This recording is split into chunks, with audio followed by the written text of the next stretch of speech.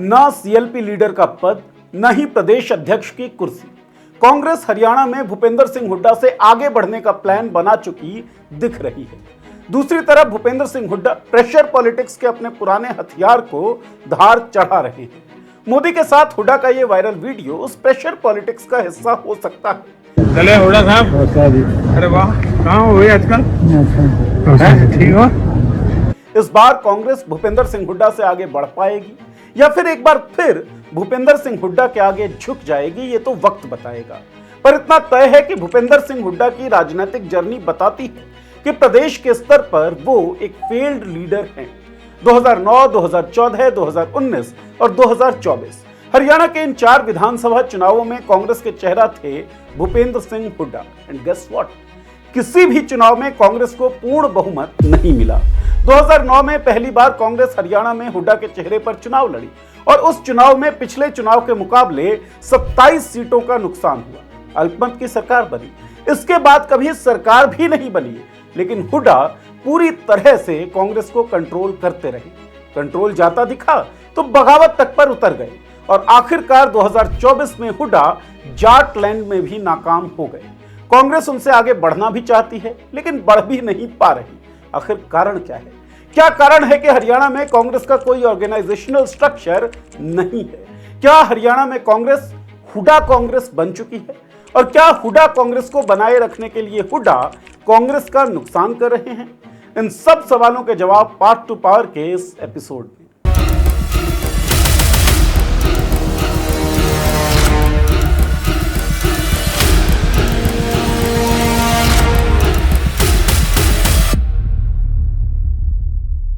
नमस्कार, मैं हूं नीरज और आप देख रहे हैं मॉलिटिक्स। भूपेंद्र सिंह हुड्डा की पॉलिटिकल जर्नी की शुरुआत पर जाने से पहले बात 2024 के विधानसभा चुनावों की। बीजेपी की दुदुम्भी बजाने वाले पत्रकार भी कांग्रेस को फेवरेट मान रहे थे, लेकिन टिकट बंटवारे के दौरान ही कांग्रेस में फूट दिखने लगी। किरण चौधरी पार्टी छोड़कर जा चुकी थी, शैलजा को अलग थलग कर दिया गया था। टिकट बंटवारे में हुड्डा की चली और 90 में से 72 टिकट उनके वफादारों को मिला। ऑब्जर्वर दीपक बावरिया भी हुड्डा के करीब ही दिख रहे थे। पार्टी मीटिंग्स हुड्डा के आवास पर हो रही थी। चर्चाएं चल रही थी कि सीएम कौन बनेगा, बाबू या बेटा। भूपेंद्र सिंह हुड्डा ने सीएम के सवाल पर कहा कि ना अभी टायर्ड हूं और ना ही रिटायर्ड। लेकिन 8 अक्टूबर 2024 को हरियाणा विधानसभा चुनावों का परिणाम आया और एक बार फिर साबित हो गया कि भूपेंद्र सिंह हुड्डा की लीडरशिप हवा में बना एक महल है, जिसका कोई प्रैक्टिकल ग्राउंड है ही नहीं। जहां कांग्रेस सरकार बनाने की दौड़ में सबसे आगे थी, वहां उसे केवल 37 सीटें मिली। और तो और जाटलैंड में भी कांग्रेस का प्रदर्शन खराब रहा। हरियाणा में 33 ऐसी सीटें हैं जहां जाट वोटर्स 25% से अधिक है। इन 33 सीटों में से 15 सीटों पर बीजेपी जीती और केवल 16 सीटों पर कांग्रेस। 2 सीटों पर निर्दलीय उम्मीदवार जीते। लोकमत अखबार के नेशनल एडिटर हरीश गुप्ता के मुताबिक कांग्रेस की हार की वजह अति आत्मविश्वास और जाट राजनीति है। कांग्रेस ने बंसीलाल के समय में भी जाटों की राजनीति नहीं की, बल्कि बंसीलाल, ओपी जिंदल जैसे वैश्य समाज और दलित ब्राह्मण समुदाय के लोगों को साथ लेकर चलते थे। बाद में भजनलाल गैर जाट थे ही, लेकिन हुड्डा की वजह से यह संदेश गया कि कांग्रेस में जाटों का दबदबा है। साफ है कि भूपेंद्र सिंह हुड्डा रणनीतिक तौर पर पूरी तरह विफल रहे, लेकिन मामला केवल एक चुनाव भर का है नहीं। 2005 के हरियाणा विधानसभा चुनाव कांग्रेस भजनलाल के चेहरे पर लड़ी, 67 सीटें जीतकर सरकार बनाई, लेकिन सीएम बनाए गए भूपेंद्र सिंह हुड्डा। इंडिया टुडे की एक रिपोर्ट के अनुसार 2005 के चुनावों के बाद जब सीएम चुनने के लिए कांग्रेस विधायक दल ने बैठक की, तब नवनिर्वाचित विधायकों को एक स्पष्ट संदेश भेजा गया। संदेश था, हुड्डा पार्टी अध्यक्ष सोनिया गांधी के आदमी हैं। पूर्व मुख्यमंत्री और राज्य कांग्रेस प्रमुख भजनलाल, जिन्होंने खुद को दरकिनार किए जाने के बाद खूब हंगामा किया, ने इस्तीफा दे दिया और 3 महीने के भीतर हुड्डा के नेतृत्व वाली सरकार को हिला देने की धमकी दी। लेकिन हाई कमान की बात चली और भूपेंद्र सिंह हुड्डा सीएम चुने गए। भजनलाल को भी मैनेज कर लिया गया। 57 वर्षीय हुड्डा को पार्टी के कई अन्य दिग्गजों से आगे रखने का मकसद था ओम प्रकाश चौटाला के खिलाफ एक जाट नेता को तैयार करने की कांग्रेस की दीर्घकालिक रणनीति। दिल्ली में भूपेंद्र सिंह हुड्डा की पकड़ मजबूत थी और शायद जाट बैकग्राउंड के अलावा गांधी परिवार से नजदीकी के कारण ही हुड्डा को सीएम के रूप में हैंडपिक किया गया। टाइम्स ऑफ इंडिया में छपी एक रिपोर्ट के मुताबिक सीएम के रूप में हुड्डा का चुनाव सोनिया गांधी ने बहुत पहले ही कर लिया था। सीएम चुनाव के लिए हुई बैठक एक औपचारिकता थी, जिसका मुख्य कंसर्न था कि भजन लाल को कैसे डील किया जाए। हुड्डा का नाम देवीलाल को 3 बार रोहतक से हराने की उपलब्धि भी है। हुड्डा के पिता रणबीर सिंह हुड्डा खांटी कांग्रेसी थे। इन सब कारणों और गांधी परिवार से नजदीकी ने हुड्डा को हरियाणा का सबसे बड़ा चेहरा तो बना दिया, लेकिन भूपेंद्र सिंह हुड्डा ने चुनाव दर चुनाव साबित किया ना तो वो पार्टी लॉयलिस्ट हैं और ना ही प्रदेश की राजनीति में चुनावी सफलता दिला पाने की काबिलियत रखते हैं और ना ही जाट राजनीति कर पाने में ही सक्षम हैं। 2009 और 2014 के जो चुनाव परिणाम हैं वो इन बातों का सबूत है। 2009 में हरियाणा में कांग्रेस पहली बार हुड्डा के चेहरे पर चुनाव लड़ी। इन चुनावों में कांग्रेस को 27 सीटों का नुकसान हुआ। पार्टी बहुमत का आंकड़ा क्लियर नहीं कर पाई और प्रदेश में अल्पमत की सरकार बनी। पार्टी को भी धीरे धीरे इस बात का अनुमान लग गया था कि जिस हुड्डा के सहारे कांग्रेस चौटाला के खिलाफ जाट राजनीति का आधार बदलना चाह रही थी, वो ऐसा कर पाने के काबिल ही नहीं है। 2014 के चुनावों से लगभग 8 महीने पहले पार्टी ने हरियाणा कांग्रेस की कमान सौंपी अशोक तंवर को। हालांकि 2014 के विधानसभा चुनाव में कांग्रेस का चेहरा भूपेंद्र सिंह हुड्डा ही रहे। इन चुनावों में कांग्रेस की अल्पमत की सरकार भी चली गई। पार्टी को 25 सीटों का नुकसान हुआ और कांग्रेस केवल 15 सीटें जीत पाई। हुड्डा समर्थकों के अनुसार 2014 में मोदी वेव के कारण पार्टी का प्रदर्शन ऐसा रहा, लेकिन आंकड़े कुछ और ही कहानी बयान करते हैं। 2014 के विधानसभा चुनावों में भाजपा को 47 सीटें मिली और कांग्रेस को 15, जबकि ओम प्रकाश चौटाला की पार्टी इनेलो ने 19 सीटें जीती। अगर मोदी वेव को कंसीडर भी किया जाए तो भी हुड्डा कांग्रेस के लिए एक फेल्ड मोहरा ही साबित हुए। चुनावी राजनीति में हुड्डा असफल होते रहे, पार्टी कमजोर होती रही, लेकिन हुड्डा निजी नेटवर्क में मजबूत होते चले गए। 2004 के लोकसभा चुनावों में भूपेंद्र सिंह हुड्डा ने 94 लाख की संपत्ति डिक्लेयर की थी। 2014 के हरियाणा विधानसभा चुनावों में 10 साल बाद उनकी डिक्लेरेशन थी 8 करोड़ रुपयों की। 10 सालों तक मुख्यमंत्री रहते हुड्डा के नाम खूब घोटालों में भी आए। उनका जिक्र आगे करेंगे। पहले यह समझिए कि 2014 के बाद से किस तरह हुड्डा हरियाणा में कांग्रेस को हुड्डा कांग्रेस में बदलते दिखे। तो साहब, अशोक तंवर प्रदेश कांग्रेस के अध्यक्ष बन चुके थे। कांग्रेस चुनाव हार चुकी थी और कांग्रेस नए आधार ढूंढ रही थी।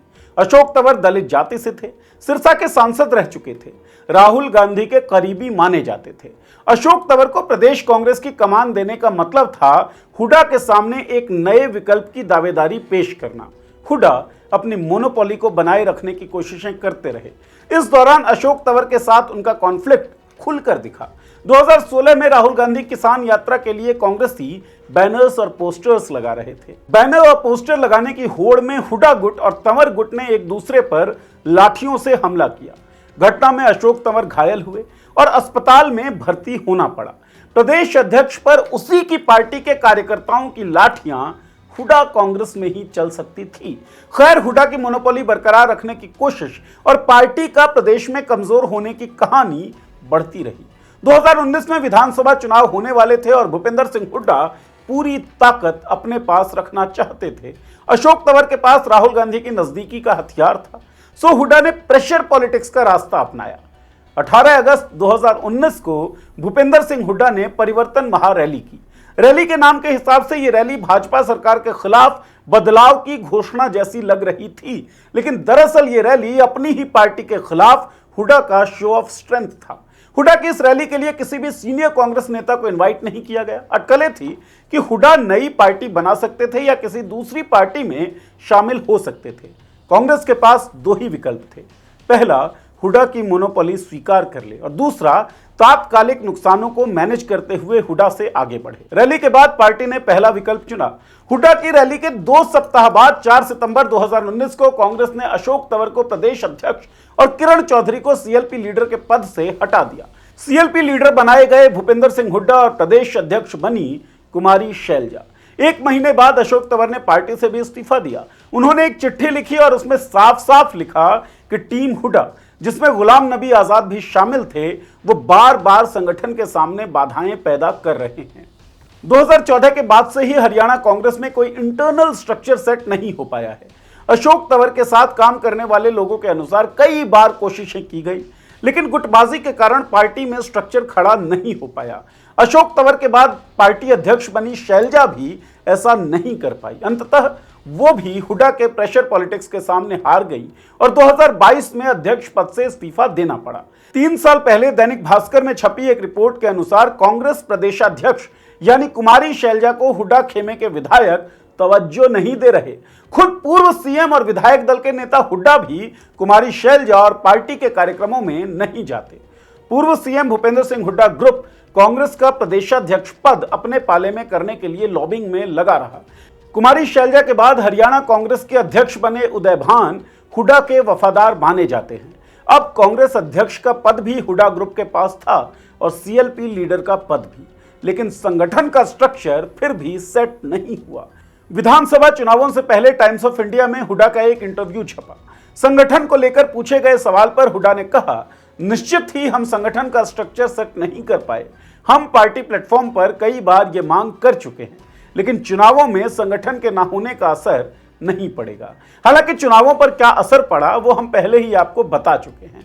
बिना संगठन के चुनाव जीतना लगभग असंभव होता है, लेकिन हरियाणा में पिछले कई सालों से कांग्रेस संगठन की कमी से जूझ रही है।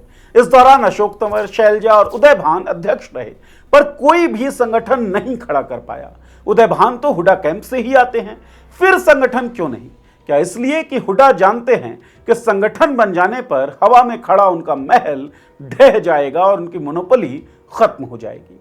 एक बड़ा सवाल यह भी है कि पार्टी इन स्टेट्स को भी जानती होगी और प्रेशर पॉलिटिक्स भी समझती ही होगी, फिर क्यों वो हुड्डा से आगे नहीं बढ़ पा रही है? क्या इसलिए कि हुड्डा के खिलाफ घोटालों के कई मामले चल रहे हैं और उनमें से एक रॉबर्ट वाड्रा से भी जुड़ा हुआ है।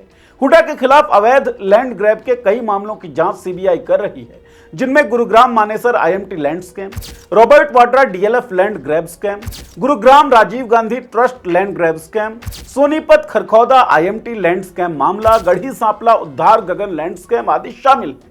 हुड्डा पर इंक्वायरीज चल रही हैं, इन्वेस्टिगेशन चल रहा है। प्रदेश और देश में बीजेपी की सरकार है।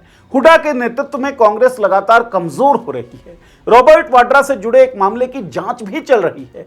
ऐसे में क्या हुड्डा के खिलाफ सीबीआई जांच, रॉबर्ट वाड्रा से जुड़ा मामला, हुड्डा की प्रेशर पॉलिटिक्स के सामने कांग्रेस का झुक जाना, बीजेपी की सरकार, कांग्रेस का लगातार कमजोर होते जाना, ये सब इंटरलिंक्ड है।